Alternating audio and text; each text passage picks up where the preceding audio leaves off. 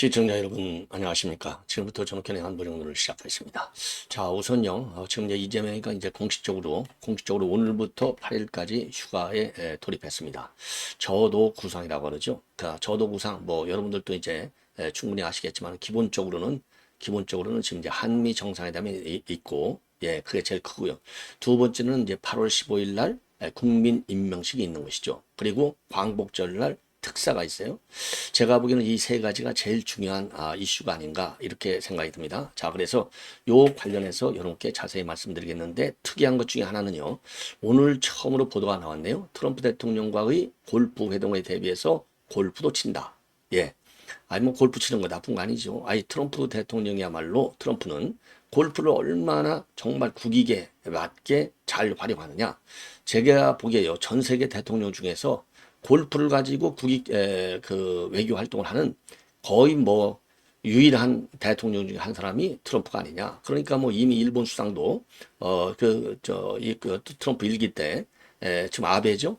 골프 회동을 통해서 어마어마하게 허니문을 즐겼다. 그리고 그것이 이제 이 한일 관계의 발전과 여러 그런 외교적인 측면에서 상당히 의미 있는 성과를 둘 다 거뒀다. 이게 윈윈 골프가 되는 것이죠. 자, 그래서 이 골프를 치는 것이 뭐 결코 나쁘지는 않아요. 이게 어떻게 활용하에 따라서 지금 골프는 양극적인 측면을 다 가지고 있죠. 예를 들어서 옛날에 이해찬 같은 경우에는 골프 잘못 쳐가지고 상당한 파문이 야기된 바 있죠. 예. 자, 그래서 지금 이제 이 저도에 있는 청해대 골프장이 나눠놓을 자리가 있어요. 예, 여기서 이제 골프를 치겠죠. 그런데 문제는 바로 뭐냐? 이재명의 전형적인 민주당의 이 내로남불이 이제 크게 문제가 되는 거예요. 제가 어제도 말씀드렸지만은 이 광우병 소동, 우리가 뭐 정말 이 가짜 뉴스 가지고 나라를 뒤엎은, 예, 그래서 MB 정부를 초기 때부터 흔들어 놓은 게 광우병 사건이에요. 이게 이제 결국 MBC의 PD 수첩에서 시작이 됐는데, 법원에서도 이거 가짜 뉴스라는 게 최종적으로 이제 확정 판결까지 받은 거 아니겠습니까?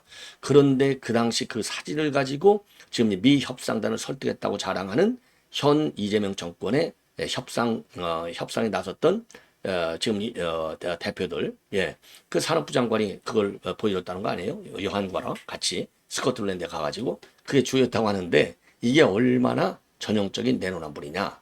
그런데 이화원 조선일보 기자가 취재한 바에 따르면 그 당시에 미국에 왔던 민주당 의원들 어느 누구도 소고기를 안 먹는 의원이 없었고, 우리 한인식당에 가서, 예, 그 다음에 이 소고기를 먹을 때 이게 쇠고기 30개월짜리냐 아니냐라고 따진 의원이 단 한 명도 없었다.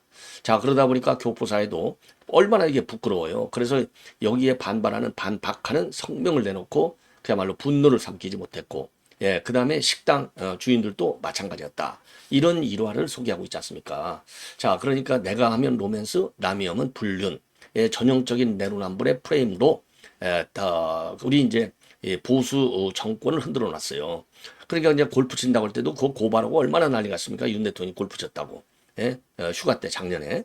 예, 그런 것처럼 전형적인 이 내로남불의 행태를 이제는 민주당 스스로가 말이죠. 이제 거대 여당이 됐잖아요. 그러니까 그런 정치 문화를 한 단계 업그레이드 시키는 계기로 삼아야 되겠다. 저도 그래서 이거 저도에서 골프 치는 거 비판하고 싶지 않아요. 예. 그게 정말로 트럼프 대통령하고 골프 회동이 있다는, 또 아니면 있을 수 있다는 전제를 근거로 해서 제가 얘기하는 겁니다. 만약에 윤 대통령이 휴가 때 골프 치는 가지고 난리를 치고, 윤 대통령 또 트럼프하고 회동에 대비해서 골프 연습한다 나왔잖아요. 그때 얼마나 또 비판했냐고요. 얼마나. 자, 그래서 저는 트럼프와의 골프 회동이 정말 지금 테이블 위에서 논의가 되고 있거나 가시화가 아니죠. 실제로 성사될 가능성이 있어갖고 지금 논의가 주거니 받거니 되고 있다라고 한다면 골프를 내가 비판하고 싶지는 않다. 그러나 휴가 중인데 내가 뭐 골프 한번 치면 어때? 아니 그거 뭐 트럼프하고 골프 친다고 하면 될 거 아니야? 이런 아니한 생각에서 골프 친다? 그러면은 이거는 비판받을 소지가 상당히 많다라고 하는 점을 지적하지 않을 수 없습니다. 왜? 국내외 안보 경제 현안이 너무나 심각하기 때문에 지금 이재명이가 휴가 간 것도 많이 많아요. 예. 자, 그런데 거기 가서 또 골프까지 쳐? 트럼프를 핑계로 해서 그러면 비판받을 수밖에 없겠죠. 자, 그러나 어쨌든 저도 국민의 한 사람으로서 골프 회동이 갖는, 스코틀랜드에서도 트럼프 대통령이 골프한다고 지금 EU 그 관계자들 다 불러냈잖아요. 예. 자, 그렇기 때문에 뭐 트럼프 하면 골프죠. 예. 그래서 골프 그 자체를 뭐라고 하고 싶지 않은데 사실관계를 저는 분명하고 싶다 이겁니다. 사실관계. 그리고 그 다음에는 소개 사태에서 보듯이, 그리고 윤 대통령 골프와 관련해서 비판을 했을 때 보듯이, 자, 이재명이도 떳떳하게 골프를 차라리 치려면 내가 그냥 뭐 은근슬쩍 그런 건 뭐 보도를 안 해도 되고, 할 경우에는 확실하게 그냥 이 솔직 담백하게 하라 이거죠. 트럼프님 핑계 대지 말고. 저는 골프를 개인적으로도 좋아하지만 긍정적으로 보는 시각이 저도 많아요. 이 업무와 관련해서도. 예. 자, 그래서 그런 점을 지적하고 싶어요. 이거는 정말 오늘 처음으로 나왔어요. 그러니까 뭐 당연히 골프 안 치겠습니까? 가서 영화도 본다는 사람이, 영화도 보겠다는 사람이 골프를 안 치겠냐고요. 야, 그래서 저 영화 보고 책 보고 뭐 이거 다 좋은데 참 여러 가지로 참 걱정이 저는 절반이 훨씬 넘는다는 말씀만 결론적으로 드립니다. 자, 그런데 여기에서 지금 나오는 것 중에 하나가 말이죠. 이제 여러 가지 지금 이제 광복절 특사 문제가 나오잖아요. 그러다 보니까 지금 특사를 요청하는 청구서가 증가하고 있다. 이미 지금 조국 문제 가지고 난리가 났잖아요. 여권 안에서 부글부글 끓고 있어요. 찬반 양론으로 갈라져 가지고. 그 다음에 이화영이 사면 문제. 이게 제일 뜨거운 감자죠. 그래서 TF를 만들어서 이화영이 입을 다물게 하는 데까지는 성공했어요. 왜? TF 만들어서 대응한 이후로 이화영의 불만이 언론에 보도된 바가 한 번도 없습니다. 그렇기 때문에 일단 성공했다고 보는데 과연 이화영이를 사면할 것이냐? 그 다음에 지금 그러다 보니까 누구냐? 김용은 이미 오래전에 나왔죠. 김용이가 만약에 안 불면 사면을 안 해주면 나도 불겠다. 이런 얘기까지 사실 여부를 떠나서 나온 바 있어요. 그리고 지금 추가적으로 또 사면 청구서를 들이매는 인간들이 조희연이, 그 다음에 이석기까지도 지금 내 사면 청구서를 나들고 있다. 그래서 이재명의 머리가 무거워지고 있다. 이런 지금 이 보도들이 나오고 있습니다. 자, 그 다음에 이제 또 하나, 이제 문제는 바로 뭐냐? 지금 중요한 것 중에 하나가 말이죠. 주식시장이 푹푹 떨어지고 있는데 오늘 또 제가 보기에는 빠지라고 봅니다. 그리고 주식시장 이거 대주주 요건을 갖다가 10억으로 50억짜리에서 10억으로 강화시켰잖아요. 그러니까 웬만하면 전부 이제 세금을 물리게 되는 거예요. 10억 이상 대주주들의 경우에는. 그렇기 때문에 이거를 지난 금요일 날 대대적으로 파는 바람에 이 블랙 프라이데이가 됐다. 이런 얘기거든요. 그러면서 나온 게 개미들이 이거 10억 주주 요건을 완화해 이거 아니겠습니까? 이 청원이 지금 어제 저녁 기준으로 해서 어제 7시 기준으로 해서 10만 명이 넘어섰다는 겁니다. 2, 3일 만에 어마어마하게 올라간 것이죠. 이게 지금 정권을 흔드는 거예요. 정권 왜? 개미가 1,400만이잖아요. 그러니까 이재명이가 대선 때부터 얼마나 많은 주식시장의 그 코스피 지수를 5천으로까지 끌어올리겠다 난리를 쳤습니까? 그러다 보니까 민주당 안에 5천 투기까지 구성해 놓고 있는 상황이 아니겠습니까? 이 정도로 주식시장이 정권의 생명을 걸고 있어요. 근데 지금 개미 1,400만이 반발하고 있습니다. 이러니까 진성준이가, 김병기는 그랬잖아요. 그거 다시 좀 완화시키겠어. 딱 이렇게 됐는데 진성준이가 하루 있다가 무슨 소리야? 알지도 못하면서 그냥 고하고 가는 거야. 딱 그런 애가 났어요. 그랬더니 지금 용산에서 나오는 소리는 진성준에게 힘을 실어주고 있습니다.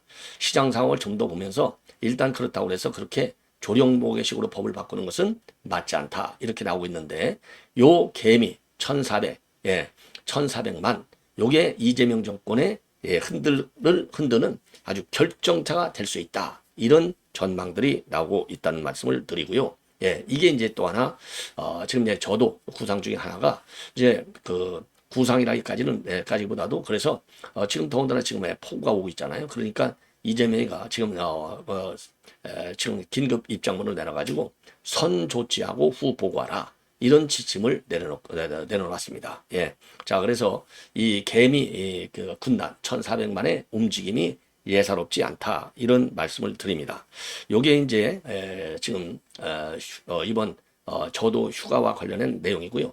한미 정상회담과 관련해서는 제가 계속해서, 제 전공 분야이기도 하지만은, 여러분들이 좀 딱딱하고 어려울 수 있겠지만은, 최대한도 쉽지만은 전반을 다 포괄하는 어느 누구하고도 대화해도 여러분들께서, 아주 뭐 전문가, 학자들 이런 사람들하고 무슨 100분 토론하고 뭐 이런 경우 빼놓고 정말 대한민국 탑10 안에 드는 국민으로서 이 정도가 되면 이제 국제 현안을 우리가 항상 꿰뚫고 있어야 돼요. 조그마한 나라가 아니니까. 이제 그런 국민의 한 사람으로서 어느 누구하고 대화하고 토론하더라도 절대로 뒤지지 않도록 제가 쉽고 대신에 폭넓게 그리고 깊이 있게 분석해서 정리를 해 드리도록 하겠습니다.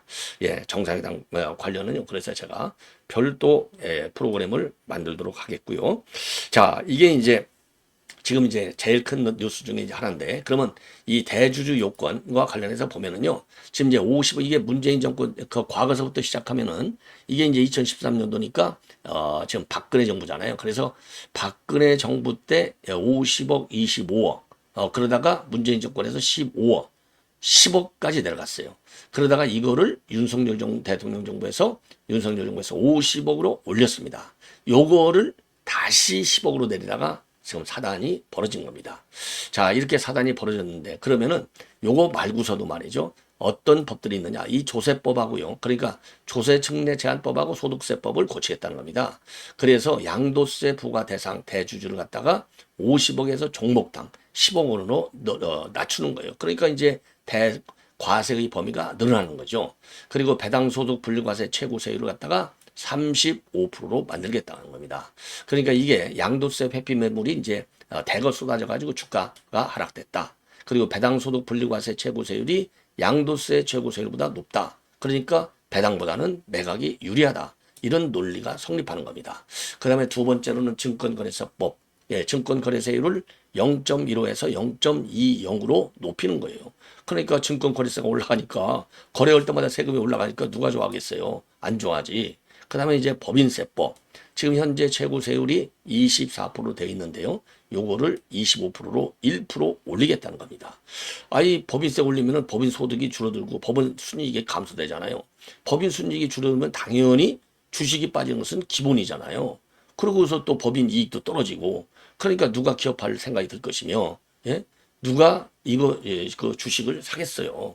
이런 세 가지 요인이 복합적으로 작용하다 보니까 지금 이제 주식시장이 푹푹 빠지고 있고, 주식시장의 낙폭이 말하자면 지금 이제 이재명 정부 초기 출범 2달 만에 위기를 지금 자아내고 있다. 그러니까 놀란 토끼가 돼가지고 김병기가 그냥 바로 그거 안 내릴게 딱 이렇게 나갔다가 지금 진성준한테 얻어맞고 용산한테 얻어맞는 꼴이 되는 것이 아니냐, 이렇게 해석이 되는 대목이 되겠습니다. 자, 그 다음에요. 그 다음에 이제 특검 관련 얘기를 말씀드리지 않을 수 없는데, 지금 보도에 따르면요, 오늘 물리력까지 동원해서 윤 대통령을 강제 체포 인치하겠다. 이게 특검의 생각으로 알려져 있어요. 자, 그러다 보니까 이미 지금 일대 지금 그 여론전이 벌어지고 있고, 여론전에 더해서 법률전으로 진행이 되고 있어요. 이 법률전으로 진행되는데 결정적 기름을 부은 인간이 바로 정성호다. 예, 정성호다. 여러 번 말씀을 드렸죠. 그래서 정성호가 사실을 왜곡해서 윤 대통령의 명예를 훼손했다라고 하는 것이 윤 대통령 측의 기본 입장으로 되어 있습니다. 예, 그래서 이거는 소송을 통해서 걸겠다 이거요. 그리고 윤 대통령이 어제까지 해서 법률 대리인을 선임했어요. 법률 대리인을 선임했어요. 그러니까 이제 만일의 사태에 대비해서 이 변호사가 있어야 대응할 거 아니에요. 그래서 이 배보윤 변호사하고 그 다음에 김홍일 요 변호사를 갖다가 선임계로 제출을 했습니다. 자, 그래서 이제 법률전에 본격적으로 돌입하고 있는데, 오늘 물리력을 동원할 경우에는요, 신자유연대, 빨간아재 여러분들 잘 아시죠? 이 신자유연대 측에서 요거를 직권남용 지금 권리 행사 방해죄로 고발하겠다, 이런 입장을 내놨습니다. 직권남용 권리행사 방해죄. 뭐 직권남용 권리행사 방해죄는 이건 다 아시죠? 즉 공무원들이 말이죠, 직권을 부당하게 그리고 위법하게 행사해가지고 다른 사람의 권리 행사를 방해하거나 또는 법령상 의무가 없는 일을 하게 하는 경우가 직권남용 권리행사 방해죄가 되는 겁니다. 자, 왜냐? 특검이 지금 윤 대통령에 대해서 직권을 남용하는 것이죠. 강제 인치하는 거. 그래서 윤 대통령이 그야말로 강제로 끌려가게 만드는 거. 법령상 아무 의무가 없는데 소환에 응할. 그게 소환에 응하도록 하는 거. 이게 그러니까 직권남용 권리행사 방해에 해당되는 것이죠. 예. 자, 그래서 신자유연대 측에서 말이죠, 이러한 입장을 지금 밝혔습니다. 공식적으로 밝혔어요. 신자유연대 이 빨간아재 여러분들 뭐 그동안에 그 용산 대통령실 길목을 끝까지 지키고 있었던 단체가 신자유연대 빨간아재가 되겠습니다. 그리고 유창훈 그 당시 영장 기각에 대해서 강력하게 반발을 했고, 그래서 그야말로 이 자유민주주의에 대한 권위주의적 행태를 막겠다. 그래서 신자유연대라고 하는 이름으로 지금 반명 활동을 굉장히 강화하고 있어요. 그래서 신자유주의라고 하는 것은 이제 경제적 자유주의하고 정부 개입 축소를 바탕으로 한 이데올로기로 우리가 볼 수 있고, 우리 이제 국내에서는 신자유주의적 질서가 강화되면서 금권 정치와 정치적 의사 표현의 제약, 그리고 권위주의적 통치 체제가 나타나고 있다는 비판이 있다. 이러한 환경에서 신자유주의 활동이라고 하는 것이 결국은 뭐라고 그럴까요? 그 권위주의에 정하는 그 대안적 삶과 정치적 표현의 공간을 더 많이 넓혀 나가는데 기여하는 그런 단체 활동을 하고 있는 것이 아니냐, 이렇게 인식이 되고 있다는 말씀도 추가적으로 드립니다. 예. 자, 그래서 신자유연대 이 활동까지 이제 말씀을 드리겠고, 그 다음에 또 하나는요, 지금 이제 이렇게 해서 주식시장도 흔들리고 있고, 그리고 지금 저도 여러 차례 여러분께 지적했지만은 지금 이제 투자금이, 우리 국내 자금이 누구 자금이 됐든 대기업이든 정부든 갖다 지금 4,500억 플러스 알파가 미국으로 흘려 들어가게 돼 있어요. 그러니까 국내 일자리를 창출하고 국내 생산 활동을 증가시키기 위한 신규 투자가 그만큼 여력이 없어지는 겁니다. 4,500억 플러스 알파니까 우리 GDP의 이게 20%잖아요. 최소 20%. 어마어마한 거죠. 이게 빠져나가니까 그만큼 이 제일 중요한 것이 우리 근로자들의 입장에서, 국민의 입장에서 본다면 이게 취업 기회, 그 일자리가 박탈되는 거나 마찬가지 아니냐. 자, 이런 지금 우려와 비판이 제기되고 있는 겁니다. 자, 그러다 보니까 말이죠. 지금 40대, 50대들, 50대들, 2030대로, 그리고 40대는 40대대로, 50대는 50대대로. 그러니까 60대 이상은 이제 전반적으로 이제 퇴역한 1세대 퇴역자들이잖아요. 그러니까 이제 그분들은 놔두고 지금 열심히 뛸 2030하고 40, 50 세대들이 굉장한 지금 분노를 하고 있다. 예. 왜? 고용생지역이 온다는 겁니다. 고용생지역. 자, 그래서 1차적으로 고용생지역의 가장 큰 위기는 지금 AI 시대 때문에 이제 올 수 있다. 이거 아니겠습니까? AI. 예. 왜냐하면 전부 AI로 돌아가 버리니까. 근데 최근에 말이죠. 이 노동악법. 그러니까 이제 노동악법 제일 나쁜 게 뭡니까? 노란봉투법이잖아요. 그 다음에 상법 개정안, 노란봉투법 개정안. 이런 노동악법을 강행 통과시키려고 해요. 그러니까 특히 노동악법 중에서 노란봉투법과 관련해서는 지금 이제 우리 한국에 들어와 있는 해외 기업들이 일제히 반발하고, 만약에 이걸 강행 통과시킬 경우에는 우리는 나가겠다까지 지금 압박을 받고 있는데, 지금 민주당에서는 무슨 소리야? 그냥 고하고 가는 거지. 왜? 민노총이 뒤에 있으니까. 예. 자, 그래서 이 고용 악법들이 또 어마어마한 압박 요인이 되고 있고요. 그 다음에 이제 투자가 이렇게 감소하는 거, 댐이 투자에 따른 현상도 있고, 다른 이렇게 노동악법들 이렇게 나오는데 누가 기업을 활동을 더 강화시키려고 하겠어요? 안 하지. 자, 이러다 보니까 지금 2030대로, 그리고 40세대, 50세대는 50세대대로 고용생지역이 오는 거에 대해서 분노가 폭발하고 있다. 이런 지금 보도들이 나오고 있다는 말씀도 함께 드립니다. 예.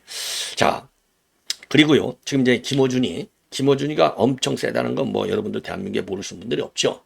자, 그런데 이번에요, 지금 이제 이 박찬대가 거의 절반, 61대 30한 7, 8. 자, 그러니까 뭐 한 거의 25% 이상 차이로 아주 완패를 당한 거죠, 완패. 왜 이렇게 완패를 당했냐는 겁니다. 왜? 이것이 이제 뒷얘기로다가 이제 풀어지는데, 그 이유는 다름 아니다. 바로 김어준이가 누구를 지지했느냐. 김어준이가 바로 정청래를 지지했기 때문에 화끈하게 정청래가 이길 수 있었다. 이런 지금 보도가 나오고 있습니다. 자, 그래서 전반적으로 시정일관, 그래서 이제 이재명이는 박찬대를 지지했지만은, 예, 사실상 김어준이가 이 비명 노선을 분명하면서, 김어준은 이제 강성 개딸들의 지지를 받고 있잖아요. 그러니까 지금 김어준이가 이재명 개딸을 이겼다. 이런 평가가 나오고 있어요. 그래서 정청래를 사실상 지지했고, 특히 이 강선호와 관련해서도 지금 이 김어준이는 강선호를 지원하는 쪽에 있었는데 박찬대는 그게 아니었다는 거 아니에요. 예. 그리고 이제 정청래는 끝까지 강선을 지켰지 않습니까? 이런 점으로 볼 때 지금 박찬대가 이재명의 지지를 받았다는 그런 이론도 많이 있었지만은 결국은 지금 정청래가 완벽하게 이긴 것이 아니냐. 이런 평가들이 나오고 있습니다. 예. 자, 그래서 이렇게 해서 이제 본 내용, 그러면 왜 이렇게 정청래를 챙겼냐? TV조선의 보도 내용을 한번 들어보시도록 하겠습니다.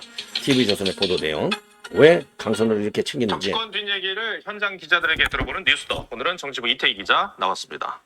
민주당 정청래 대표가 당선 이후에 강선우 의원을 언급한 게 눈길을 끌더라고요. 네, 정청래 대표는 전당대회가 끝난 직후 강선우 의원과 통화한 사실을 SNS에 공개했습니다.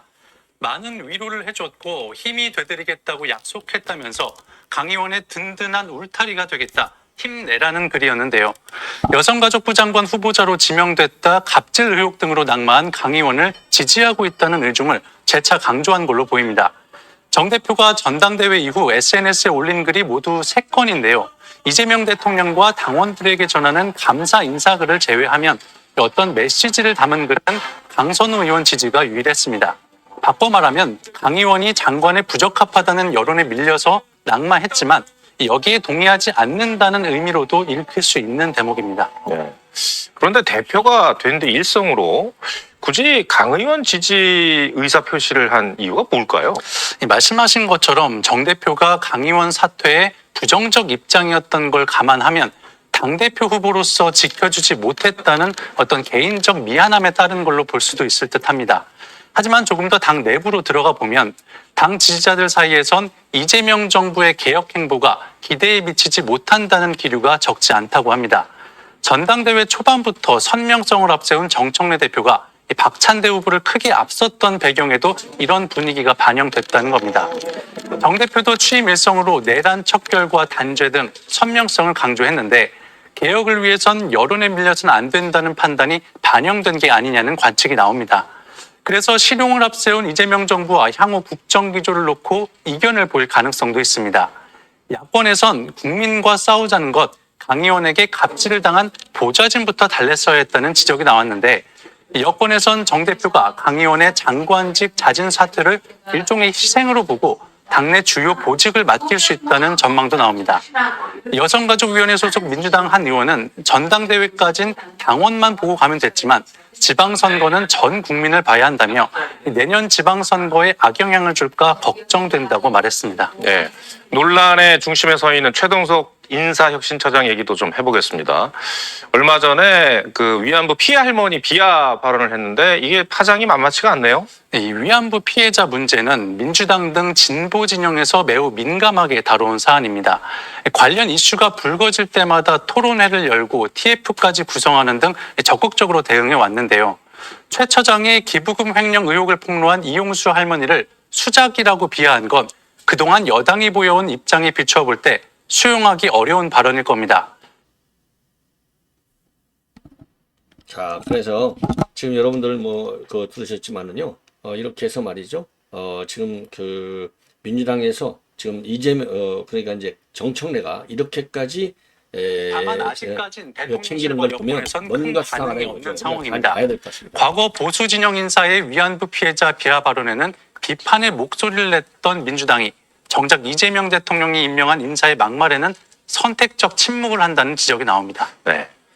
피해자 중심주의는 민주당의 핵심 가치 아니었습니까? 맞습니다. 민주당은 약자와 소수자를 대변하기 위해 당내 을지로위원회까지 만들어서 활동하고 있습니다. 하지만 유독 피해자를 향한 이 최 처장 발언엔 말을 아끼고 있는 건데요. 오늘 친명계 최현일 의원은 이게 그래서 말이죠. 이 정도로 해서 내로남불의 공직사회 품격과 내로남불의 이 전형을 좀 걷고 있는 이 민주당에 대한 비판 여론이 커질 수밖에 없다. 그래서 위안부 할머니가 지금 열받아 있다. 최동석 때문에. 그리고 강선우 때문에 우리 국민들도 또다시 열받고 있다. 이런 지금 여론입니다. 시청자 여러분, 이렇게 해서 본 방송을 마치겠습니다. 대단히 고맙습니다.